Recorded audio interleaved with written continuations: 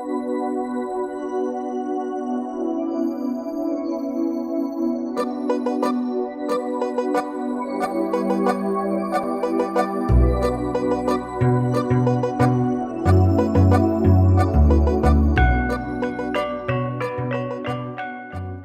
siang, Assalamualaikum warahmatullahi wabarakatuh.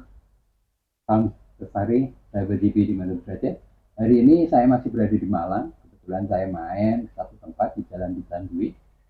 Ini kantornya Pak Sur, yaitu Attorney Law and Suryo dan Partner. Dan kebetulan saya sekarang ini sudah bareng-bareng ketemu dengan adik-adik yang sedang magang dari Fakultas Hukum Universitas Brawijaya. Ini kalau tidak salah semester 6 atau 7. Dan saya didampingi oleh salah satu staf partnernya dari Pak Sur. Ini ada Mas Fajar. Ini saya kenalkan ini kita sambil ketemu silaturahim, ternyata menarik. Kita ngobrol-ngobrol tentang banyak masalah hukum dan persoalan lingkungan. Saya kenalin paling ujung dari Jakarta ini. Say hello boleh nih buat teman-teman atau dulur-dulur di mana di Jakarta. Jakarta, Depok atau Bekasi atau Tangsel? Jakarta. Oh iya, Jakarta benar. Soalnya ada ya sekarang ini anak Depok atau Tangsel kemudian masih ngakunya Jakarta ada ya. Kemudian ini Mas Adan dari Malang, Pak. Malangnya mana? Malang Kabupaten. Sumber Pucung. Ini ada dari Sumber Pucung, kemudian Mbak Najwa dari Malang. Gondang Legi. Karangalam. Kemudian sebelah kirinya ini sebelah kanan dari Mbak Najwa, ini Mas Fajar. Mas Fajar ini dari Lumajang, Pak. Dari Lumajang, kemudian beraktivitas sekarang menjadi orang Malang. Nah, ini praktisi hukum. Ini salah satu anunya Pak Sur ini ya, di kantor Pak Sur. Kemudian ini namanya Mas Irwan ini. Irfan. Ya. Asli Madiun. Tapi ini Madiun sisi lembut ini. Soalnya bukan garis keras ini, garis lembut ini. Nah, ini sebelah kirinya ini namanya Mbak Mei. Mbak Mei asli dari Malang Kepanjen. Iya. Ini kemarin kalau para sobat di mana berada atau yang masih ingat peristiwa Kanjuruhan yang terjadi di Kepanjen. Nah, ini jalannya Mbak Mei. Semoga apa yang terjadi segera bisa diselesaikan masalah-masalah kasus Kepanjen kemarin. Nah, mumpung kita ketemu, kita ngobrol-ngobrol karena kita ini coba ya persoalan lingkungan kita ini kan tidak semakin baik tapi semakin kalau kita biarkan saja maka kondisinya akan semakin buruk. Nah, dalam kacamata ini mungkin Mas Fajar dulu atau Mas Rafi dulu nih yang pengen cerita bagaimana pandangannya sebagai mahasiswa Fakultas Hukum melihat kondisi lingkungan semacam ini. Mungkin dari Mas Fajar dulu ya. Kakak pembina. Ini juga alumni UB ternyata ya Mas Fajar ya. Iya. Jadi gini Pak, awalnya itu kebanyakan masalah lingkungan itu kita lebih perspektif di kehutanan Pak. Oh gitu ya. Ya, karena apa? Karena sekarang kan pemanfaatan hutan itu banyak disalahgunakan juga. Nah, di situ banyak case yang terjadi. Oke. Iya, apalagi alih-alih fungsi hutan sekarang banyak berubah juga. Makanya itu kadang lingkungan hidup kita itu awalnya mungkin pemikiran saya itu di hutanan dulu. Iya. Dan selama ini memang banyak kasus yang ditangani ke arah sana ya memang ya. Memang banyak. Ya. Jadi kadang sama pihak pertani, sama masyarakat adat, sama masyarakat biasa juga banyak kejadian-kejadian seperti itu. Oh gitu ya. Iya. Jadi persoalan lingkungan kita sebetulnya bukan hanya terbatas pada persoalan kehutanan, tapi kebetulan Mas Fajar ini banyak menangani hal-hal yang terkait dengan persoalan kehutanan tadi. Nah, persoalan lingkungan ini yang terjadi sebetulnya cukup banyak yang kaitannya dengan persoalan hukum, apakah terkait dengan pencemaran, terkait dengan hak-hak masyarakat yang kemudian terdolimi dengan adanya polusi dan sebagainya, masalah limbah dan sebagainya. Nah, ketidakmampuan atau ketidakmengertian banyak masyarakat terkait dengan persoalan hukum yang ada kaitannya dengan persoalan lingkungan itu yang menurut saya memang harus disosialisasikan, harus dibangun. Nah, kira-kira kalau adik-adik ini kan sekarang sudah semester 6 ya. Dari kacamata undang-undang lingkungan tahun berapa dan nomor berapa tadi? Undang-undang nomor 32 tahun 2009. Oke, berbicara intinya filosofinya tentang masalah perlindungan dan pencegahan terkait kerusakan lingkungan. Pengerusakan lingkungan ya. Oke. Kalau bicara tentang Undang-Undang 32 tahun 2009, maka itu sekarang dijadikan dasar hukumnya pada saat kita bicara tentang persoalan-persoalan tadi itu. Ya, berbicara tentang masalah pengerusakan maupun pencemaran lingkungan dan sebagainya, memang dasar ini yang dijadikan acuan. Meskipun kemudian di turunannya banyak masalah sampah, kita bicara tentang Undang-Undang 18 tahun 2008 misalnya. Kita bicara tentang air bersih, bicara tentang masalah konservasi dan sebagainya. Nah, Mbak Mei, sekarang kalau kita kaitkan dengan persoalan itu, perspektif anak-anak muda terkait dengan persoalan lingkungan ini sejauh mana sih sekarang melihat pentingnya lingkungan? Menurut saya ya Pak ya, melihat dari anak-anak muda sekarang itu banyak yang tidak terlalu peduli Atau gitu. tahu, Iya tahu. Jadi kayak mereka cuma tahu aja tapi tidak melakukan aksi gitu Pak. Dan itu baik apa betul? Menurut saya itu kurang Kurang betul. baik ya, Iya. kurang baik. Nah, kan pandangannya Mas Irfan bagaimana? Kalau menurut saya ya Pak, salah satu contoh sederhana dari anak-anak muda yang tidak terlalu memperhatikan masalah lingkungan itu terkait buang sampah, Pak. Jadi di mana-mana tuh pasti ada seperti tempelan buanglah sampah pada tempatnya. Tapi pada faktanya tuh masih banyak yang buang sampah sembarangan itu loh. Bahkan kadang-kadang di sini ada tulisannya buanglah sampah pada tempatnya, justru di bawahnya di luar dari tempat sampah itu banyak ngelubur sampahnya. Iya Pak. Jadi tetangga saya gitu juga ada. Buanglah hal yang tadi sampah gitu, tapi ternyata di situ justru banyak tempat kayak gitu. Seakan-akan jadi pemberitahuan kalau di situ ada tulisannya, oh sampah itu harus dibuang di situ. Jagalah kebersihan, bawahnya justru kotor gitu. Nah, pandangannya Mbak Najwa. Kalau pandangan saya kurang lebih mirip seperti Mbak Meibel gitu. Kalau anak muda sekarang tuh kurang aware sama lingkungan. Nah, persoalannya di mana itu? Persoalannya kalau kurang aware gitu kan yang melanjutkan ke depan bangsa kita tuh dari anak muda sendiri ya. Kalau misal anak mudanya sekarang aja kurang aware, ntar ke depannya kayak gimana gitu. Oh gitu. Nah, rendahnya kesadaran dan kepedulian itu apakah kemudian satu anak-anak lah apa ya literasinya kurang banyak memahami persoalan-persoalan lingkungan ya, kedua tidak ada ngajak, tidak pernah ada sosialisasi, tidak pernah dilibatkan atau tidak punya kemampuan atau bahkan ada ketidakacuan soal sampah itu urusan pemerintah atau aktivis atau orang-orang yang itu sajalah, kita sih ngapain, yang penting kita iso healing ya. Nah, kira-kira kenapa ini terjadi? Kebanyakan sih kalau yang sekarang tuh banyak yang nggak acuh gitu, banyak yang acuh. Acuh, Iya. Oke. Di lingkungan terkecil ya, kos-kosan atau lingkungan teman mahasiswa fakultas, kejadian itu sering ditemukan nggak? Iya, sama kayak sampah gitu tadi tuh banyak kalau di kos. Emang sewu, kalau ngomong sampah nggak usah duduk. Aduh. Rasanya kok nggak enak gitu, Mbak Najwa ini ya. Kalau ada masalah pribadi nggak usah dibawa. Asalnya kalau kemudian melihat apa yang tadi disampaikan, kira-kira apa ke depan? Peran apa atau keinginan apa adik-adik untuk terlibat dalam mengatasi masalah-masalah tadi? Salah satunya masalah sampah.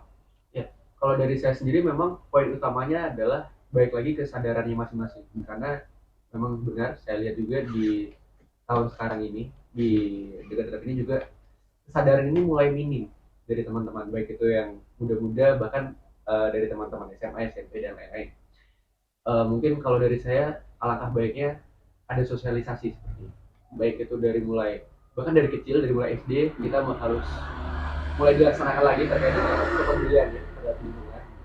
Mungkin SMP juga harus mulai didekatkan lagi, SMA juga, tapi juga tidak menutup kemungkinan di perkuliahan juga harus mulai dimunculkan lagi. Lagi ya. Iya, terkait dengan Ya memang faktanya begini sebetulnya. Kalau di lingkungan SD, SMP, SMA itu melalui program Adiwiyata sebetulnya disampaikan. Tapi di tingkatan yang lebih tinggi, misalnya kampus dan sebagainya, ada hal-hal semacam ini yang mungkin agak lalai ya, atau kurang tersentuh ya.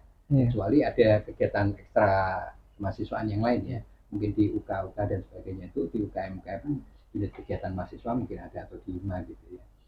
Kalau Mas Raffi, nah sekarang kira-kira peran ke depan mengambil pengen jadi bagaimana dengan persoalan ini? Karena menurut saya masa depan kehidupan kita ini banyak tergantung pada, saya nyebutnya ini apa, generasi milenial atau Z ya? Generasi Z. Milenial ya. Kira-kira bagaimana? Kalau saya sebenarnya punya pola pikir lain dari teman-teman tadi. Dan tadi kan lebih ke intinya bagaimana cara kita, bagaimana pemerintah tuh seharusnya memberikan penyuluhan, sosialisasi dan sebagainya macamnya. Tapi kalau saya tuh melihat hal ini sebenarnya cuma satu intinya Pak, gaya hidup Pak. Gaya hidup. Kenapa gaya hidup? Karena segala sesuatu itu muncul dari setiap sikap manusia yang ingin sesuatu itu lebih mudah. Contoh, minum. Kita ingin lebih mudah dengan menggunakan sedotan. Sedotan itu kan sebenarnya dibuat dari plastik dan seperti kita tahu lah ya, nggak gampang terurai. Terus contoh lainnya mungkin, ya mohon maaf ya buat teman-teman semua, ini rokok. Rokok itu kan, ya saya nggak kontra ya sama kalian sebenarnya, tapi ini faktanya memang rokok itu kan mempengaruhi sedikit di polusi udara kan. Terus juga kalian tuh setelah merokok pasti ya inginnya simple, buang kemana aja, ya kan? Menurut saya sih mulai dari situ sih Pak, dari gaya hidup. Bangun kesadaran tadi salah satu hal yang kemudian dipersoalkan terkait dengan gaya hidup kita. Ya memang salah satu gaya hidup itu berpengaruh pada modernisasi ya. Modernitas itu ternyata membawa efek luar biasa. Nah, di dalam konsep pembangunan berkelanjutan, pada saat kita menganggap bahwa pembangunan itu penting, tujuan pembangunan itu goalnya kesejahteraannya. Tapi dalam kenyataannya, realitasnya seringkali apa yang dicita-citakan dari sebuah pembangunan itu justru tidak memberikan dampak kesejahteraan, akan menuju ke ini. Nah, kaitannya dengan tadi pembangunan dan gaya hidup dan sebagainya itu modernisasi. Nah, bagi Mbak Mei sekarang, ini kembali kepada tadi itu. Kira-kira yang ideal, yang paling tepat, yang paling ya buat kita saat ini dan masa depan itu punya kepastian dan hal ini menjadi lebih baik. Bagaimana kira-kira? Lebih mengutamakan dampak untuk lingkungan sendiri itu Pak. Jadi kayak pembangunan boleh nggak apa-apa jalan, tapi juga memikirkan dampak kedepannya seperti apa. Apakah kedepannya akan lingkungan tambah rusak? Nah kayak gitu Pak. Jangan sampai terjadi. Ya jangan sampai terjadi. Minimalisir. Ya memang karena begini, di dalam MDGs Sustainable Development atau pembangunan berkelanjutan, para ahli itu bersepakat kemudian membuat satu konsep dalam pembangunan berkelanjutan itu. Ada 3 aspek yang harus kita penuhi dan kita jaga. Dari sisi aspek ekonomi, ekologi, dan sosial. Tidak ada satupun yang lebih tinggi atau lebih penting dari tiga-tiganya. Jadi tiga-tiganya itu punya posisi strategis. Contoh kasus satu kota dibangun, pariwisatanya luar biasa, tapi alamnya dihabisin, bencana akan datang, air akan datang, kesulitan dan sebagainya. Sosialnya juga begitu. Maka ada aspek itu. Nah, kalian sebagai mahasiswa hukum kira-kira memahami atau melihat hal semacam ini, kira-kira bagaimana pandangannya? Kalau menurut saya tuh apa yang dilakukan oleh mungkin teman-teman seperti yang dibilang Mas Raffi tadi, yang buang puntung rokok sembarangan itu justru sangat berbahaya bagi lingkungan Pak. Contoh sederhananya seperti misal saya sendiri sehari bisa habis hampir 1 bungkus rokok kayak gitu kan. Kalau misal saya sendiri tidak punya kesadaran untuk membuang sampah pada tempatnya kan otomatis mencemari lingkungan sekitar gitu Pak. Terus terkait dengan kesadaran, yang lebih utama kan kesadaran Pak. Sementara kesadaran tuh kalau tidak dibangun dari sejak dini, sejak kecil tuh nggak bisa. Jadi menurut saya peran yang paling penting itu sebenarnya orang tua Pak. Jadi bagaimana seorang ibu atau seorang ayah itu mendidik anaknya untuk menjadi orang yang orang yang berperilaku bersih gitu loh Pak, nggak buang sampah sembarangan. Seperti itu. Kok cuman orang tua, pacar ada pengaruh nggak? Kan manusia itu kan pada dasarnya pertama menjadi anak kecil dulu kan Pak. Dijawab kamu. Gitu ya. Iya. Jadi pacar sama ya, punya perilaku sama. Iya. Oke. Nah ini tadi kembali ini kakak senior, kakak pembina Mas Fajar. Mas Fajar, tadi salah satu hal yang kemudian disampaikan tentang mereka menurut Mas Raffi maupun Mbak Mei dan sebagainya bahwa kita harus melakukan sesuatu karena perubahan harus kita mulai dari kita. Maka 3 hal yang harus kita coba bangun ini. Perubahan harus mulai dari kita. Kapan perubahan ini harus kita lakukan? Sekarang. Mulai bagaimana? Mulai hal kecil aja. Salah satunya tentang perilaku rokok dan sebagainya. Kalau 3 hal ini perubahan itu sudah dilakukan, mulai diri sendiri, mulai hal kecil dan mulai sekarang, maka perubahan ini akan bisa berdampak. Semoga ini bisa berkembang, meluas dan memberikan dampak secara signifikan.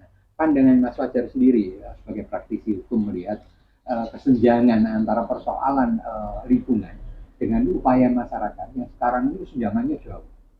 sebagian masyarakat yang ingin melihat kondisi lingkungan kita semakin baik ini sedikit sekali, sementara yang melakukan pengerusakan atau tidak mau mengertian tentang kondisi ini semakin banyak. Kira-kira apa yang bisa dilakukan melalui hal ini?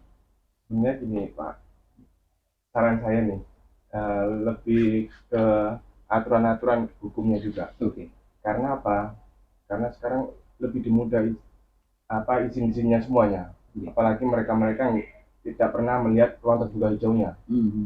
Apalagi hutan-hutan sekarang pada pemanfaatannya udah nggak sesuai dengan yang dulu. Itu jadi apalagi pembangunan seperti tadi kita lihat dari sisi ekonomi, dari sisi ekologisnya itu harus dilihat semuanya. Karena apa?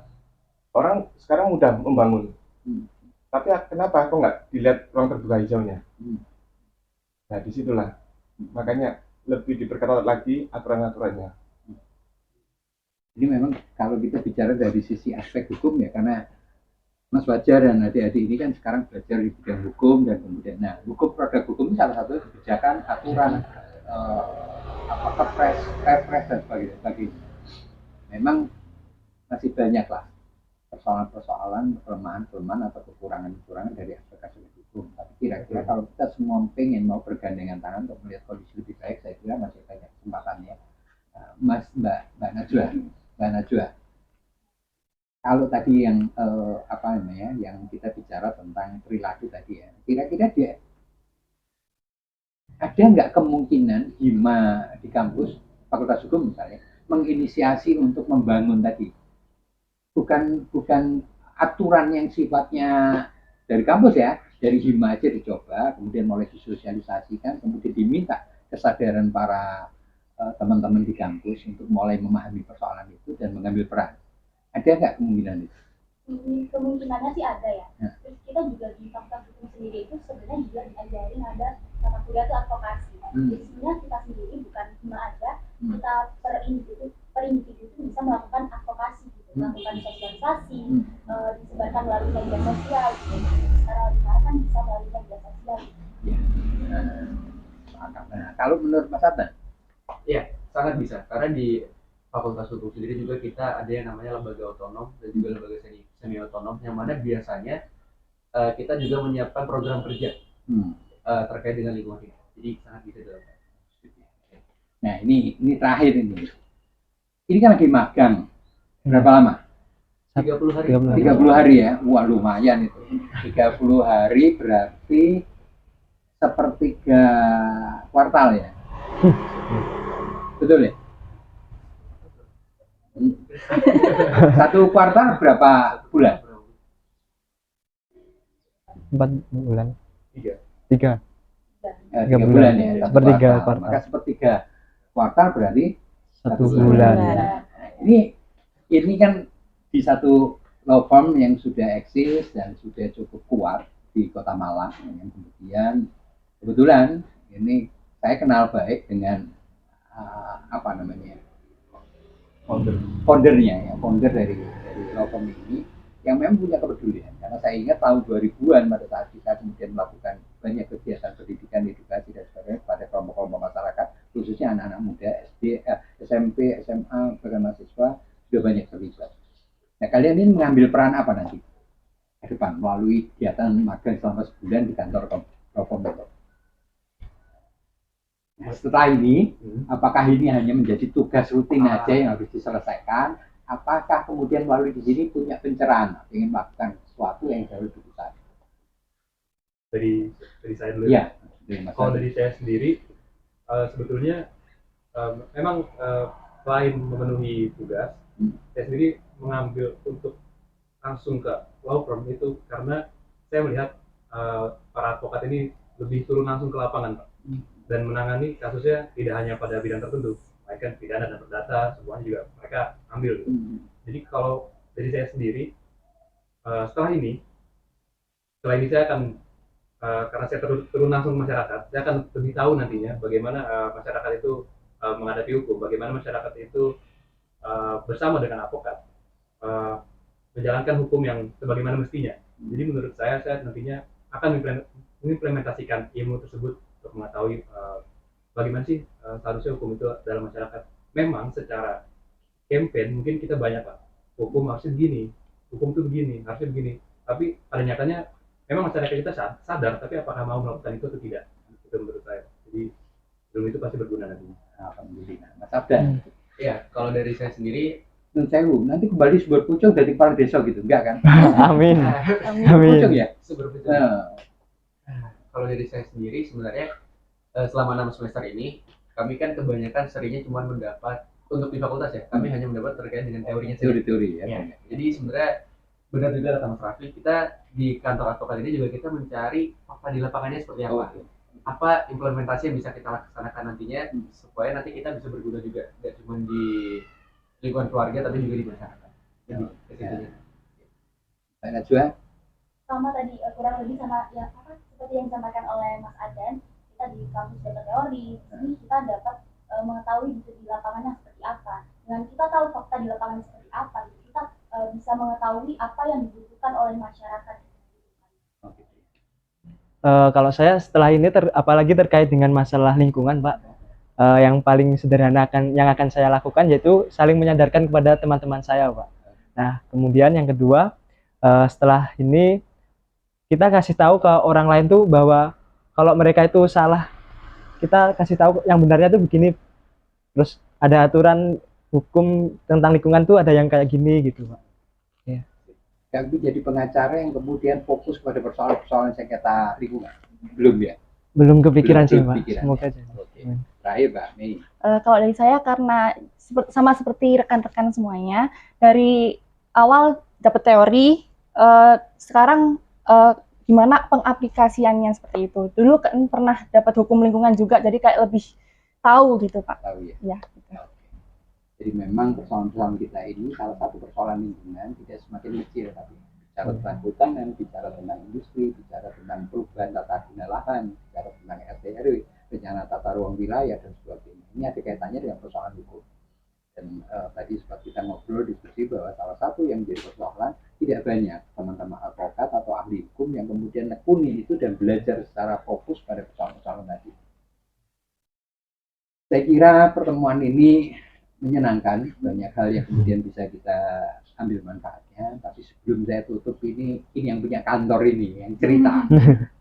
Kira-kira law firm Pak Attorney Surya Partner ini selama ini punya program ya magang di sini dan sebagainya. Harapannya ke sana apa dan sebagainya. Saya berharap bahwa apa yang dilakukan ini tentunya terus berkelanjutan karena apa yang sudah dilakukan ini merupakan hal yang positif. Dan saya kira ini juga suatu saat nanti kan UN minimal ini bentuk tadi melakukan sesuatu kemanfaatan dan itu selalu memberikan barokah dan manfaat. Nah,